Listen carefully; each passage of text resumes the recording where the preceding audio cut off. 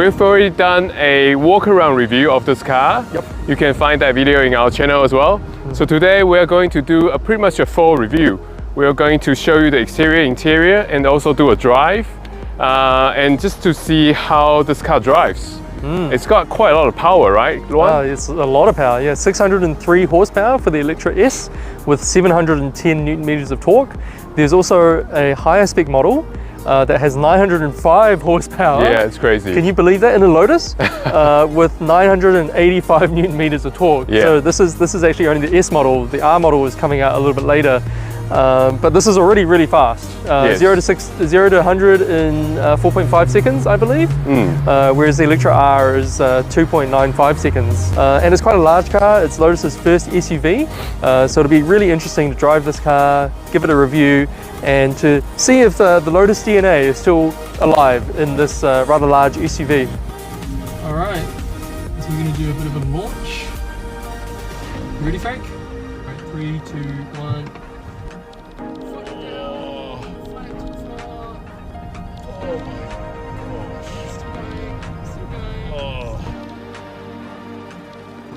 Alright everyone, we're going to do a really quick walk around because we've already done a video with the Eletre.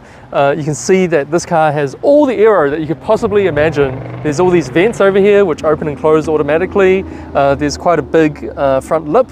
This is actually spec'd in carbon fiber for this car. And we've got the same vents on the bonnet here that you can see from the Emira and from the Evija. So that takes air from on the bumper down here all the way through to the bonnet just to help with the airflow and push the car down for a bit of downforce. And we've got some massive 22-inch rims and a big monoblock Lotus brake caliper. You can see that this car is definitely designed to stop really, really fast because that's a huge set of brakes. So we've got a LiDAR sensor here that pops out when you're doing autonomous driving. And we've also got the charging port here, which opens like this. The other cool thing is that the doors are auto-close. So if you open the door and you just leave it slightly ajar, then it'll close by itself. And then moving on to the back of the car, we've got some more carbon here. This is all optional for the Eletre S. And then also another vent, a big one, that you can literally stick your hand all the way into. Look at that. And then at the back here, we've got this really big light bar. And it's really sleek looking because it's obviously an LED light bar. And then at the top here, you'll see that it's got different kind of spoilers to a normal car. And I guess the reason behind this is to provide a little bit of downforce and a little bit of airflow, but it doesn't give you a huge amount of drag. So it's quite nice to the way that they designed it. And then we've also got more sensors and more cameras back here as well. There's lots and lots of safety tech, lots of sensors, lots of technology on this car, which is pretty amazing.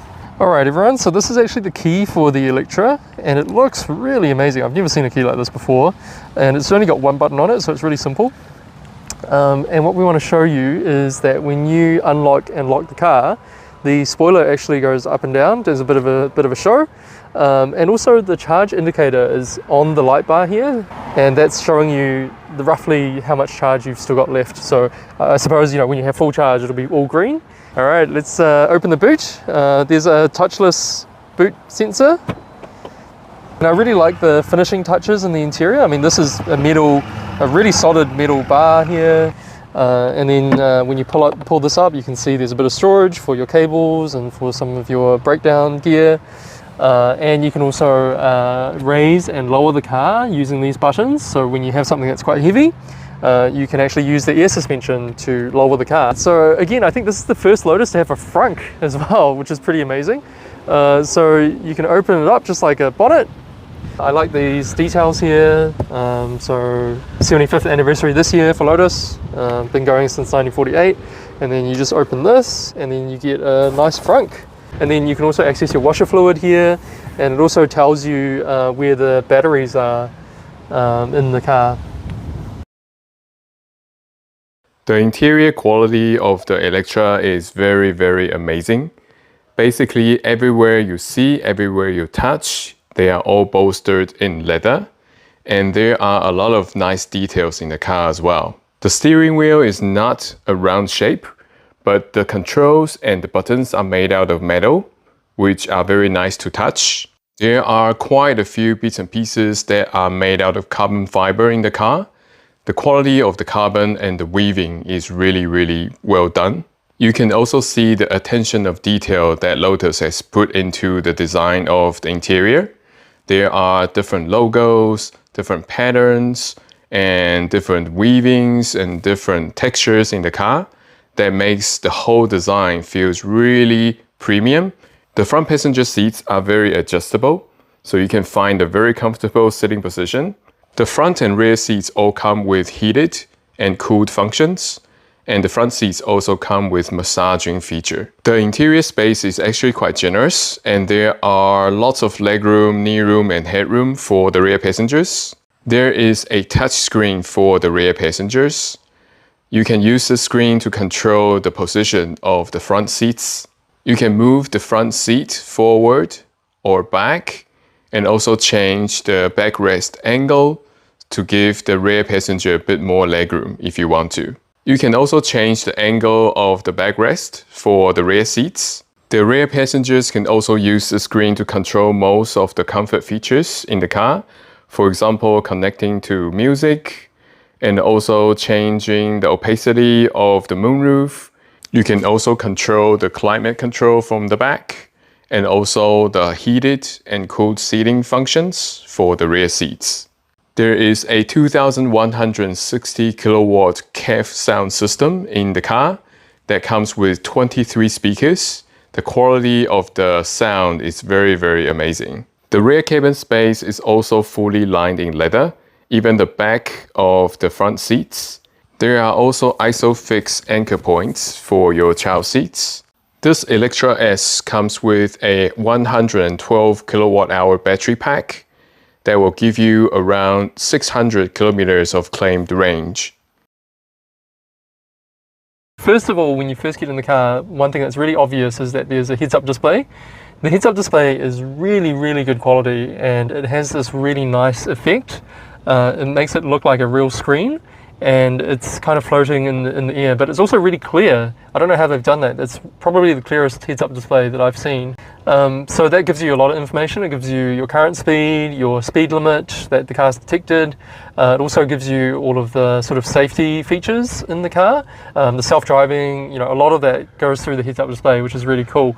And then you've got like a small-ish, small sort of slim screen in front of the driver to give you a very similar display to the heads-up display. So the speed limit, what drive mode you're on, your range, your battery percentage level, your whether you're in drive or neutral or reverse.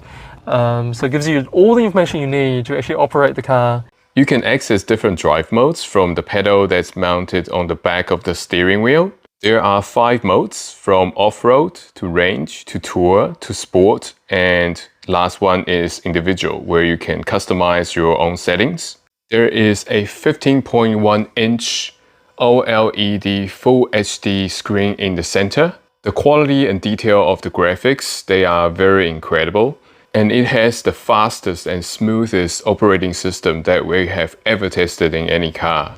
There is a slim and long touchscreen for the front passenger. You can use the screen to control the music, change the different stations for your radio, and play different tracks, and forward and back. The safety sensors around this car are one of the most advanced we've ever seen. They pick up everything around the car, from vehicles around the car, to pedestrians, to even hazard cones around the car. The amount of details that the car senses and picks up around you are just amazing. It also has a very smart voice control system. Hi Lotus. What would you like to do next? Navigate to Twilight Road. This is what I found. Number 3. Let me show you the way. The adaptive cruise control is also very simple to use. Once you switch it on, you can control the distance between your car and the car in front of you and set the speed, and the car will drive itself for you. All the crucial information are clearly displayed on the digital dash in front of the driver, and also the heads-up display as well. Let's start with tour mode. I like the visibility. The glass area is huge. Yes. And I really like how they designed the A-pillar. Yep. There is no blockage. There's actually a piece of glass. Yeah, there's they a nice can little see window. out much more. And it absorbs the bumps quite well. You know, it's very stable. And it's incredibly quiet. This car is probably the quietest car. Yeah, so quiet. I've ever been in. And Yeah. it's an EV, so it's even quieter. Like there's no noise whatsoever inside the cabin. I can imagine the driver like dozing off on long distance journeys. That's why you need all the safety features. So comfortable, so quiet. Yeah. You've got your massaging seats, your like cool seats, heated seats, heated steering wheel. You can get so comfortable inside this cabin, and everything feels so quality, so plush. Just so comfortable. Yeah, it's a really nice place to be. Yeah. And it's not super complicated. You know, there's obviously a heads-up display, there's a screen in front of you, but there's not too much information being thrown at you, which is quite nice. I also like how they positioned the infotainment screen. Yeah. It's not very high, so it doesn't actually block your view at all when you are looking out from the front window, front windscreen. Yeah, that's really nice. So what we'll do is we'll put it into sport mode and see if there's much difference. Oh, I've got the bolsters holding me in a little bit more now. Bolsters, yes. Yeah. Do you feel like the car is hugging you? A little bit, yes. I guess that's a nice feeling, you know, especially when you're going through some of these corners. You probably do need a little bit more bolstering. And you can definitely feel the suspension stiffens up quite a bit. There's a big difference between comfort or tour and sport mode. In sport mode, it definitely feels more like a sports suspension, and also there's basically no body roll, which is kind of pretty amazing for a car that's this big and you know quite a heavy EV. Incredible amount of body control for this car. I think for sport mode, the body also, like suspension also lowers a bit, right? Yeah. You can also in individual mode control how much lower you want the car to be. That's correct. Yes. It can lower quite a lot. The difference is quite large. Yes. Yeah. So I think they've done a good job adjusting the suspension there, because you know obviously air suspension gives you the best of both worlds. You know, it gives you the comfort. Yes. But it also allows you to adjust the ride height and allows you to adjust the feeling of the suspension. It's pretty quick. I mean, even around the corners, man. Look at that. Holy shit. Chuck it in. Yeah, it's all right actually. Whoa. And when you are going out of the bend, you press the accelerator down, the torque is just takes instantly off. there, right? Yeah. So it's you feel the push straight away. And so stable because it's four-wheel drive. It's really stable, and even through the corners, it actually stays really stable, and it doesn't roll too much. The body roll is controlled pretty okay, really well. For a big SUV like this. Really well. Yeah. How do you find the rear wheel steer? Do you find it quite natural, or? It feels very natural. Yeah, the steering feels very natural. The weight is really good as well. It actually weights up as you're going through the corner, like a sports car, like a Lotus. Wow, you know, this actually feels like a bit of a sports car because it's a big and heavy and tall car as well. Yeah.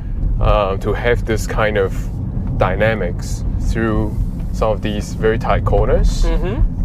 Says a lot about the chassis tuning from Lotus. Yeah, and the car doesn't complain about it at all. You know, there's no squeaks, there's no rattles, there's no weird noises at all. I think this would give some sports cars a pretty good run for their money, actually, to be honest. Holy crap, this is going really fast. And the thing is, you don't even notice you're going fast because it's so quiet, right? You're not going very fast, right? And also as a passenger, I can feel that the suspension is really compliant, even though it gives you the support, but going through some of the bumps, it still soaks it up pretty well. Yeah, it's pretty good. So it says a lot about the comfort level of this car. Even in sport mode, we were in sport mode, right? It's okay. It feels quite compliant. Yeah, right. It's still doable. Yeah, exactly. Wow. All right, let's talk a little bit about the pros and cons. Firstly, for me, definitely the power and the comfort and the quality. I think that's all like pluses. Yep. The entertainment system or the infotainment system is really amazing as well. Like everything is super well done. It's really high detailed, high quality, and there's so many different settings. Oh, thanks, Frank. Right. Yeah. Acceleration's a pro, right? I think the dynamics can be a pro as well. I think definitely, for yeah. a large SUV like this, Yeah, the driving dynamics, dynamics is actually pretty good. It's awesome, yeah. Right. So for the cons, I would have to say I don't like the steering wheel, to be honest. And when you're driving hard, your hand actually touches the buttons quite easily. I feel like the buttons on the steering wheel, although they feel really good, they're really high quality, some of the buttons are not super intuitive to use, because it's not really that obvious, like where you should be pressing, where you should go up and down. Like you kind of have to be taught That's some true. of those. Like for us, it took us like 5 minutes to find how to adjust the side mirrors and took us 10 minutes to find a way to open the glove compartment. Yeah, so some of the ergonomics are probably still a little bit, to work on. And I think the other downside Frank's already touched on is the fact that sometimes it does get a bit too quiet in here, especially when you're driving fast and you want to have a bit of fun. I feel like they could have just added a little bit of extra zing to the car, or did something different with the screen, for example, or had this passenger screen display the speed and the the power and the torque and all that other stuff. That would have been really easy to do, but they haven't done that. And then just maybe a little bit of fun noise. Like you can turn it off if you want to, but if you had like a supercharger whine, you have a choice of turning it on and off. Right? Yeah, exactly. Have like the V6 noise from the Emira or the Exige, or just something just to show that To excite you. Yeah, you're going fast and you're building up speed. So that would have been really cool. All right, that was a great drive and review of the new Electra. Yeah, it was We really fun. had a lot of fun, right, Ron? Definitely enjoyed that one. Yeah. Yeah, amazing car. It's got the looks, the comfort, the performance, even driving it through some of the twisty corners. Handled it really well. It handled really, really well. Really, and really the well. brakes are pretty amazing too. These huge brakes, they really do their job. Yeah. In terms of pricing though, it's priced at $265,000. Correct. Starting price. Yep. Yeah, compare that to some of the rivals. What do you think? Yeah, well, the X5M and the GLE 63 AMG, they're all priced at around about $240,000. So Yes. this is just a little bit more expensive than that. But you have to consider that this is also an electric car. This is the only EV sort of in that sort of segment, which is quite unique for this car at the moment.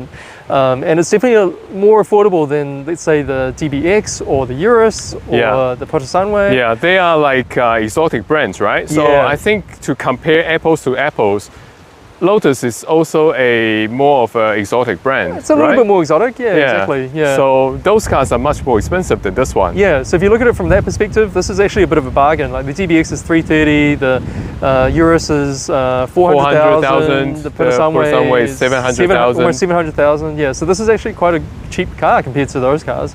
And like I said, this is the only electric car as well in that category. And I think Lotus has done a really good job. This is their first electric car, their first SUV, and to actually get it pretty much spot on. It's pretty hard to do, you know. So big praises to Lotus for bringing this car out, and I think it's going to be really practical, really popular, and you'll still be able to feel that Lotus DNA come through, Yeah, and thank you to Lotus Auckland for letting us review this car.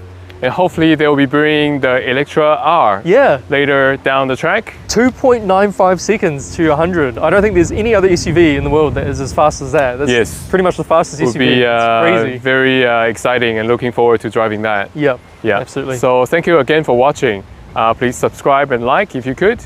And hope to see you again in our next video. Yeah, see you next time.